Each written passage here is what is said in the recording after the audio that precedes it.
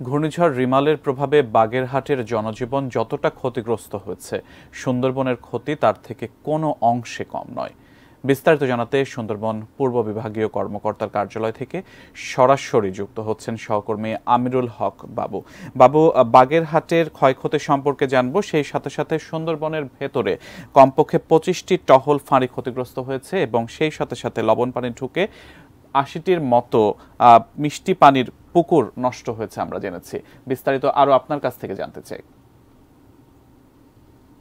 আপনি যেমনটি বলছিলেন যে সুন্দরবন পূর্ব বিভাগ এবং পশ্চিম বিভাগ মিলে কিন্তু ৮০টির মতন পুকুর ক্ষতিগ্রস্ত হয়েছে।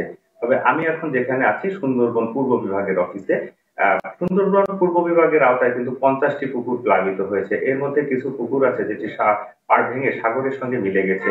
সেক্ষেত্রে বন্যপ্রাণী, জেলে, পাওয়ালি, এক কথায় বলতে পারি যে সুন্দরবনের সংশ্লিষ্ট যা কিছুই আছে সবকিছুই কিন্তু ক্ষতির মুখে পড়েছে।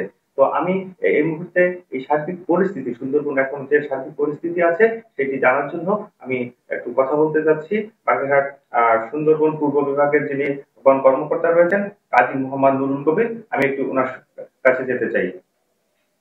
এই আসলে সুন্দরবন আসলে কতটা ক্ষতিগ্রস্ত হয়েছে এটা কোনো হিসাব আসলে পাওয়া যাবে কিনা? তাছাড়া গাছের মানে উদ্ভিদগুলোর বেশি ক্ষতি হয়েছে নাকি প্রাণীগুলোর, এই বিষয়টা একটু আপনার কাছে জানতে চাচ্ছি। ধন্যবাদ আপনাকে। আমরা যে ঘূর্ণিঝড় রেমালের আঘাতে আসলে পুরো সুন্দরবনে বেশ কিছু ক্ষতিগ্রস্ত হয়েছে। আমরা এখনো পুরোপুরি পরিসংখ্যান নিতে পারি নাই, কিন্তু আমাদের কাছে যে তথ্য পেয়েছি আমরা, সেটা হলো আমাদের স্থাপনাগুলা, যে সাগর উপকূলে যে স্থাপনাগুলা আছে, কটকা, কচিখালি, তারপরে আপনার দুবলাচর, শেলাচর, এই স্থাপনাগুলা ক্ষতিগ্রস্ত হয়েছে। তারপরে আপনার জেঠিগুলা, যে জেঠি রয়েছে সেই জেঠিগুলা ক্ষতিগ্রস্ত হয়েছে। তারপরে আপনার যে সুপেয় পানির আধার ছিল, আপনার ৫০টির মতো পুকুর ছিল আমাদের, সেই পুকুরগুলো ক্ষতিগ্রস্ত হয়েছে। কয়েকটি পুকুর আপনার সাগরের সাথে বিলীন হয়ে গিয়েছে। এর ফলে আমাদের সুপেয় পানির তীব্র অভাব দেখা দিয়েছে। আমরা ইতিমধ্যে আপনার পানি বিশুদ্ধকরণ ট্যাবলেট সংগ্রহ করেছি। আমাদের বনজীবী, বনকর্মীরা, তারপরে আপনার বন্যপ্রাণীদের জন্য সুপেয় পানির মানে সরবরাহ করা এখন একটা বড় চ্যালেঞ্জ হয়ে দাঁড়িয়েছে আমাদের জন্য।